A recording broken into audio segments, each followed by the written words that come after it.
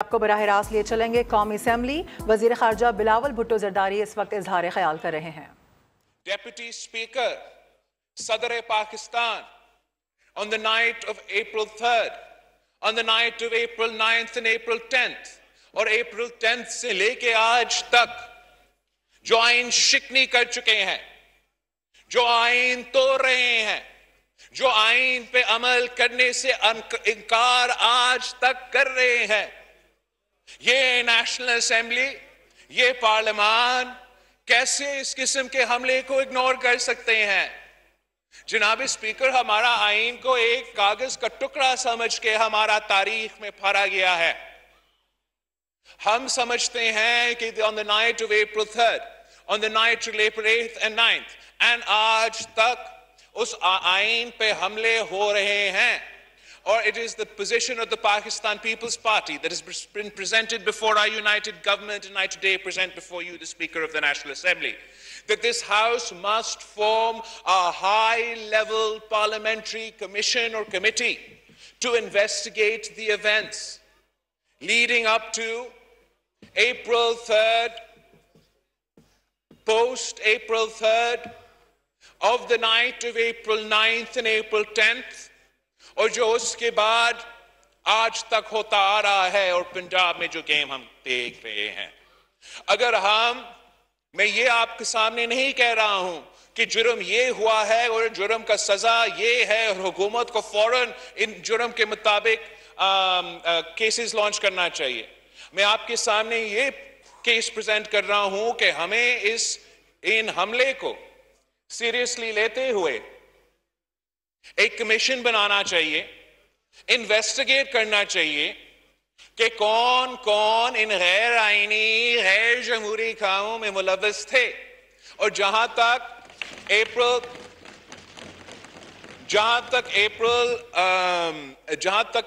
3rd کی incidence ہے، وہاں تو سپریم کورٹ نے اپنا فیصلہ میں صاف بتا دیا کہ غیر آئینی کام ہوا تھا.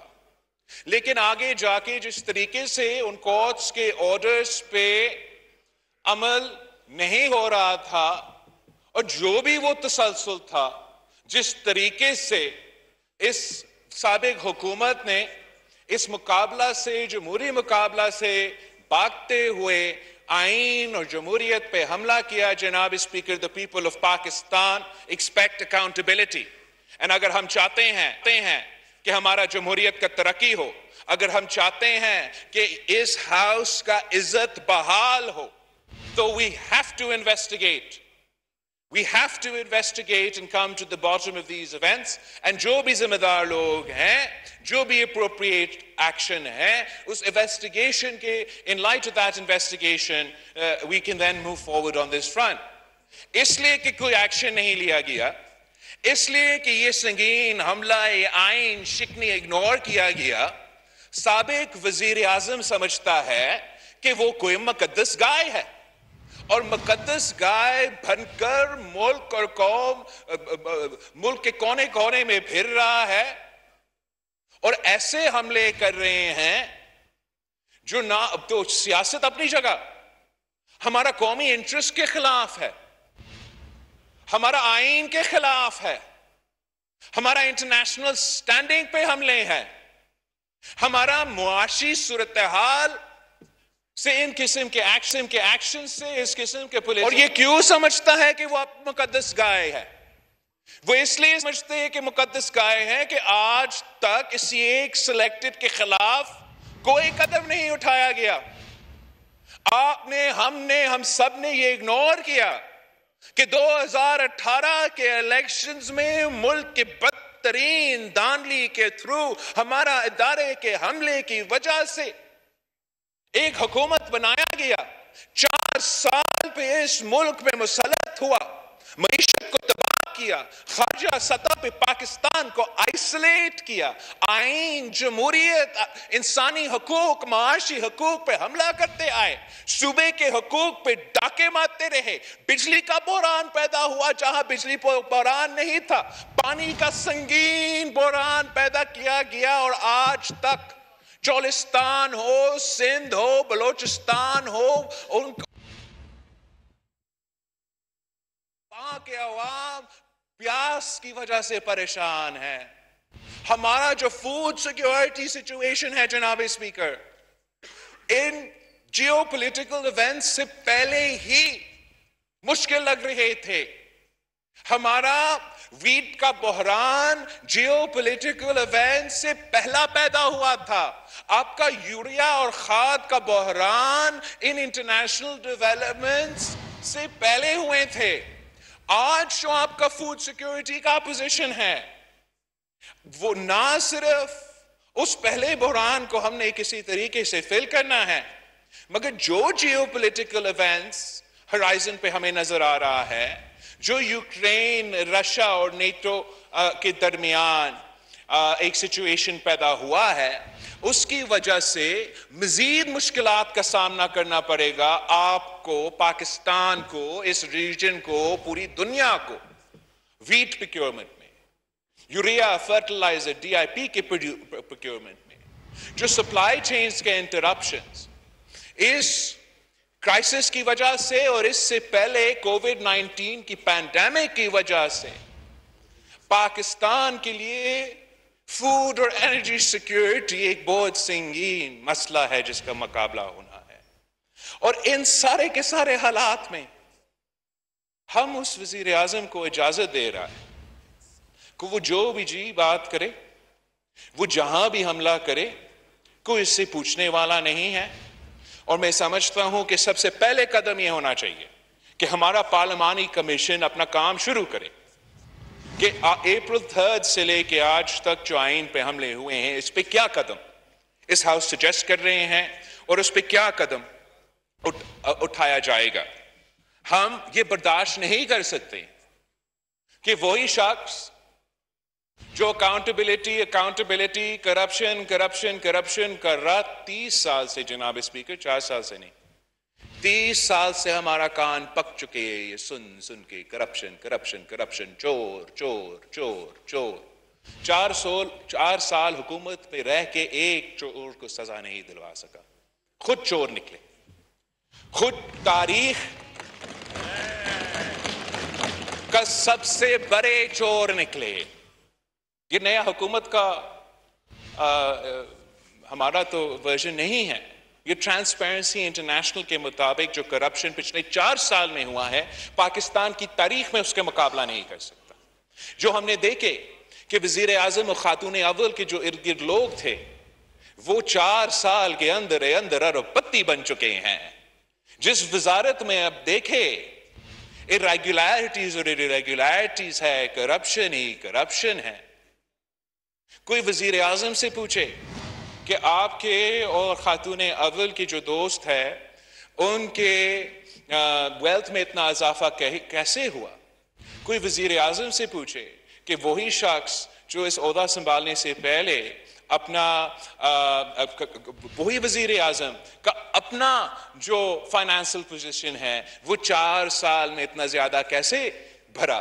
تو وہ بیرونی سازش کا بات کرنا شروع کرتا ہے, وہ عدالت پہ حملہ کرتا ہے, وہ ادارے پہ حملہ کرتا ہے. کوئی اس شخص سے پوچھے کہ 4 سال میں آپ نے اس ملک کے معیشت کے ساتھ کیا کھیل کھیلا ہے, آپ نے 4 سال میں پاکستان کے عوام کے معاشی حقوق پہ کس قسم کے ڈاکے ڈالے ہیں. کوئی اس شخص سے پوچھے کہ پاکستان کو آپ نے کیسے اور کیوں انٹرنیشنل فورمز پہ اپنا ضد کی وجہ سے, اپنا انا کی وجہ سے, آپ کا اپنا سیاست کی وجہ سے اتنا نقصان پہنچایا ہے. تو وہ جواب میں جھوٹ کہتا ہے, جواب میں حملہ آور ہوتا ہے. اور حملہ آور کس پہ؟ اس ادارہ پہ یا کسی اور ادارہ پہ. اس تسلسل کو ہمیں روکنا پڑے گا, اس قدم کو ہمیں روکنا پڑے گا. سیاسی طریقے سے عوام کو سمجھانا پڑے گا اور جمہوری طریقے سے جناب اسپیکر اس ہاؤس کو اپنا رول پلے کرنا پڑے گا, عدالت کو اپنا رول پلے کرنا پڑے گا, سارے ادارے کو اپنے رول پلے کرنے پڑیں گے تاکہ ہم آئینی راستے اپنائیں. پاکستان پیپلز پارٹی جب اپوزیشن میں تھا تو ہمارا یہ پورا کوشش تھا کہ ہم اپوزیشن کرے, سخت ترین اپوزیشن کرے, مگر آئینی, جمہوری اور قانون کے دائرے میں رہ کے اپوزیشن کرے. اور ہم اپنے اپوزیشن کے دوستوں کو بھی سمجھاتے رہے کہ ایکسٹریم پوزیشنز پاکستان پیپلز پارٹی نہیں لے سکتی. एक्सट्रीम मौक़िफ़ पाकिस्तान पीपल्स पार्टी नहीं ले सकती, और पाकिस्तान पीपल्स पार्टी ये समझती है कि आप अपना एहतजाज भी करें, जमहूरी हमला भी करें, जमहूरी पार्लियामान में रह के इनके खिलाफ कदम उठाए और आप जीत सकते हैं।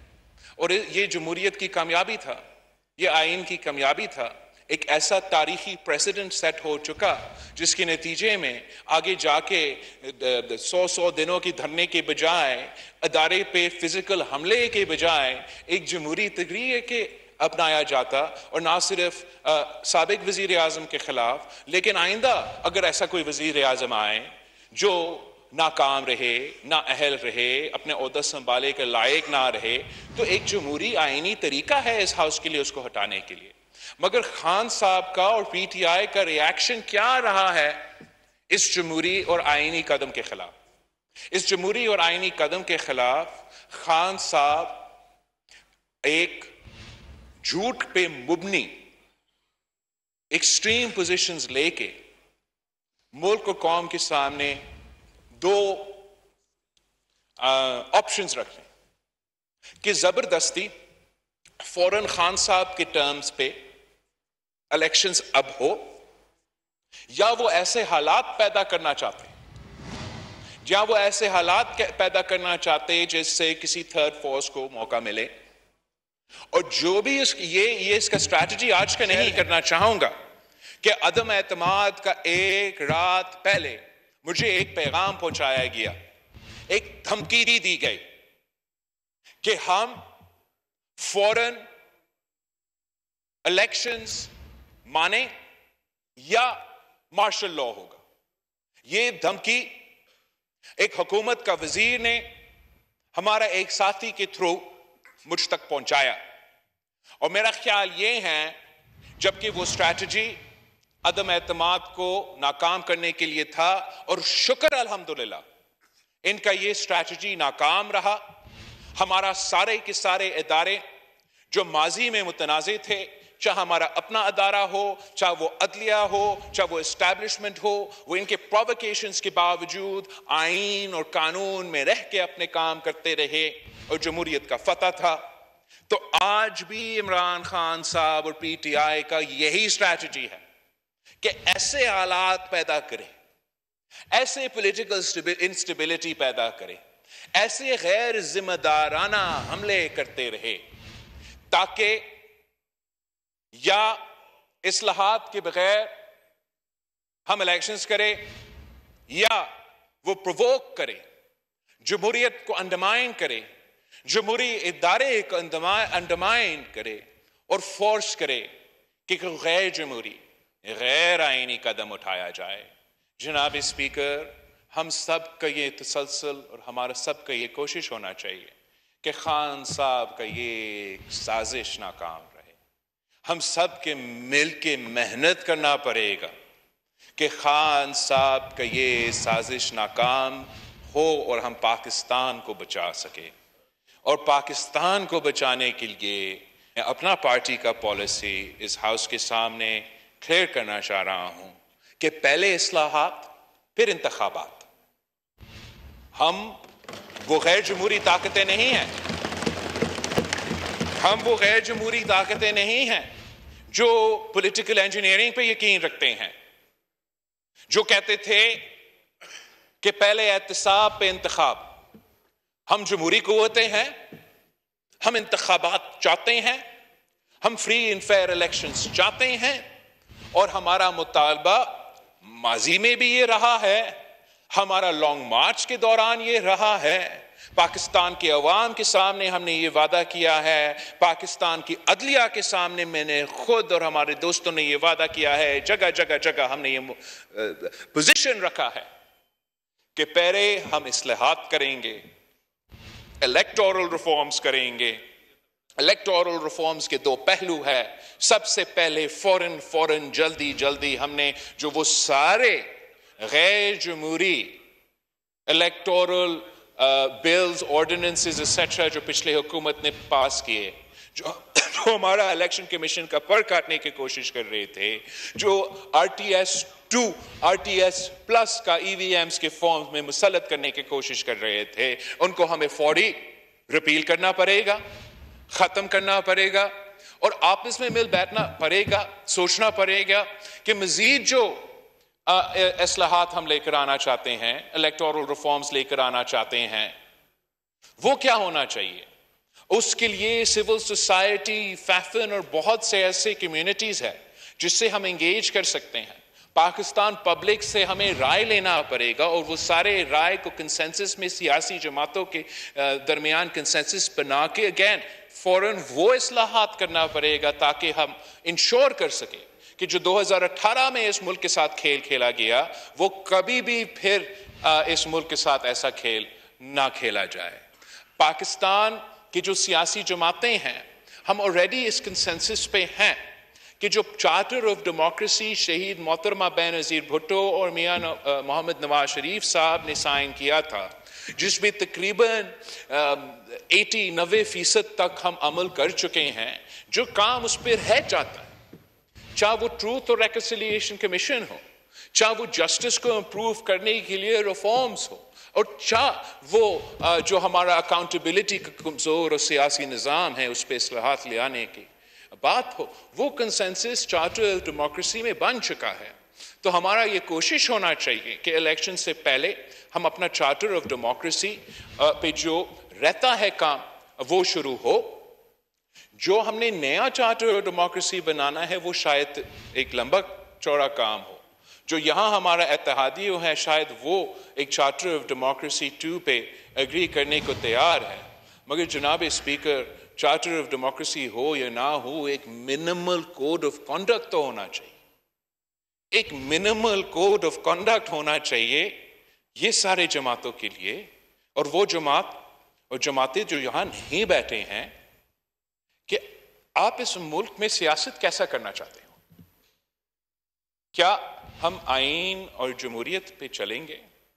کیا ہم عزت کے ساتھ ایک دوسرے سے سیاسی اختلافات رکھیں گے اور اختلافات رکھتے ہوئے ہم آپس میں ایک دوسرے کی رائے شیئر کر کے جہاں ہم ڈس ایگری کرتے ہیں ہم ڈس ایگری کرتے ہیں, جہاں ہم اگری کر سکتے ہیں کنسنسس بنا کے ایک مسائل کا حل نکال سکتے ہیں. وہ بیسک جو کوڈ آف کنڈکٹ ہے اس میں نہ صرف یہ سارے جماعتیں مگر وہ جماعتیں جو یہاں نہیں ہیں ان کو بھی ہمیں آن بورڈ لینا پڑے.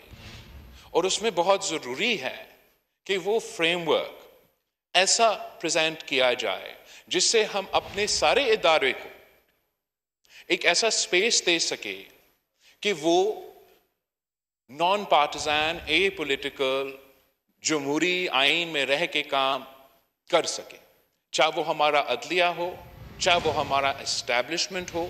جس طریقے سے پاکستان کی سیاست اور معاشرے میں تیزی سے بگڑتے ہوئے حالات کی وجہ سے ایک پولرائزیشن اور ڈیوائڈ جگہ جگہ نظر آ رہا ہے. جناب اسپیکر COD اپنی جگہ, COD 2 اپنی جگہ, اگر ہم ایک بیسک کوڈ آف کنڈکٹ پہ سارے سیاسی جماعتیں اگلے الیکشن سے پہلے اگری نہیں ہوتے ہیں تو پھر میں اس ہاؤس کے سامنے کلیئر کرنا چاہوں گا کہ ہمارا اگلا الیکشن خونی الیکشن ہوگا.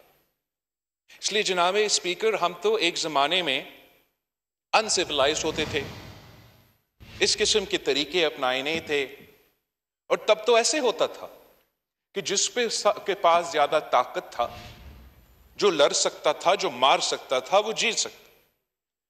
اور over the course of history civilized nations adopted institutions, norms, rules, laws and constitutions تاکہ لڑنے کے بجائے ہم اپنے مسئلے اس قسم کے ادارے اور مختلف ادارے اور طریقے سے تھرو حل کریں. اور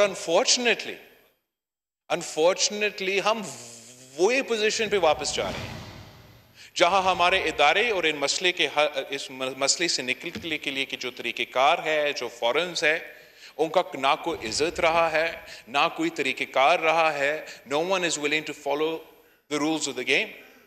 اور جب ہم ادھر بیٹھنے کے لیے تیار نہیں ہیں, جب ہم جمہوریت, الیکشنز اور جمہوری طریقے پہ یقین اور اعتماد رکھنے کے لیے تیار نہیں ہیں, تو رہتا کیا ہے؟ رہتا یہ ہے کہ آپ بھی بندوق اٹھائیں, میں بھی بندوق اٹھاؤں, اور دیکھتے ہیں کون جیتے ہیں کون نہیں جیتے. یہ حالات بنتے جا رہے ہیں پاکستان میں, اور یہ ایک वफाकी निज़ाम है हमारा, इस्लामी जमहूरी वफाकी निज़ाम। एंड अगर हमने सब इस मुल्क में रह के, इस सिस्टम में रह के, जी के, आगे जाके इन सारे मुश्किलात का मुकाबला करना है, तो हम सबको, सियासी जमातों को आपस में, मीडिया को, अदालत, दूसरे जो हमारे इदारे हैं, हमें एक बेसिक कोड ऑफ कॉन्डक्ट को अपनाना पड़ेगा ताकि हम मिलके पाकिस्तान को संभाल सके और पाकिस्तान को इन मुश्किलात से निकाल सके। जनाब स्पीकर, आपका बहुत शुक्रिया। कौमी असम्बली में बिलावल ख्याल कर रहे हैं। उन्होंने कहा है कि इमरान खान ने मईशत तबाह की, सिफारती महाज पर पाकिस्तान को तनहा किया, सिलेक्टेड के खिलाफ एक्शन ना होने के बायस इमरान खान खुद को मुकद्दस गाय समझता रहा। साबिक वज़ीर आज़म खुद को मुकद्दस गाय समझ रहे हैं। तहकीकात करके गैर आइनी कामों के ज़िम्मेदारों का तयन किया जाए। बिलावल भुट्टो ने यह भी कहा कि गैर आइनी वाक़यात की तहकीकात के लिए पार्लिमानी कमीशन बनाना चाहिए। आइन पर कागज़ का टुकड़ा समझकर फाड़ा गया, आज भी आइन पर हमले किए जा रहे हैं। कौमी असम्बली आइन चिकनी कैसे बर्दाश्त कर सकती है? वज़ीर ख़ारजा ने मकबूजा कश्मीर की सूरत हाल पर करारदाद ऐवान में पेश कर दी है और बीजेपी हुकूमत ने आलमी कवानीन की बार बार खिलाफ वर्जी की, बिलावल भुट्टो का ये कहना है। और इसके साथ साथ उन्होंने ये भी कहा कि भारतीय नाज़िमुल उमूर को तलब करके एहतजाजी मुरासला दिया गया। उनकी जानिब से भारतीय इक़दामात की भरपूर मज़म्मत भी की गई है। भारत मकबूजा कश्मीर में कश्मीरियों की आबादी को तब्दील कर रहा है। बिलावल भुट्टो ज़रदारी की जानिब से ये भी कहा गया, उन्होंने कहा कि भारत ने 5 अगस्त के गैर कानूनी इक़दाम से मकबूजा कश्मीर की हैसियत तब्दील की है। अपने नाज़रीन को बता रहे हैं कि गैर आइनी वाक़यात की तहकीकात के लिए पार्लिमान कमीशन बनाना चाहिए, उनकी जानिब से ये भी कहा गया। और साथ ही साथ आपको ये भी बताएं कि उनकी जानिब से ये भी कहा गया है कि आवाम को सियासी और जमहूरी अंदाज से समझना पड़ेगा। बिलावल भुट्टो ने कहा है कि वज़ीर के ज़रिए हुकूमत ने धमकी मुझ तक पहुँचाई, पहले इस्लाहात फिर इंतखाबात होंगे। हालात का मुकाबला करने के लिए सियासी जमातों, मीडिया, अदलिया समेत इदारों को ज़ाब्ता अखलाक बनाना होगा। बिलावल भुट्टो ने कहा है कि एक वज़ीर के ज़रिए हुकूमत ने धमकी मुझ तक पहुंचाई है। तहरीक अदम एतमाद की रात मुझे नए इलेक्शन या मार्शल लॉ की धमकी दी गई। इमरान खान ऐसे हालात चाहते हैं कि तीसरी कुव्वत को मौका मिले। हमने अपोजिशन में कोई इंतहाई कदम ना उठाया, दोस्तों को भी यही समझाया। बिलावल भुट्टो की जानिब से कहा गया है कि वज़ीर के ज़रिए हुकूमत ने धमकी मुझ तक पहुँचाई है।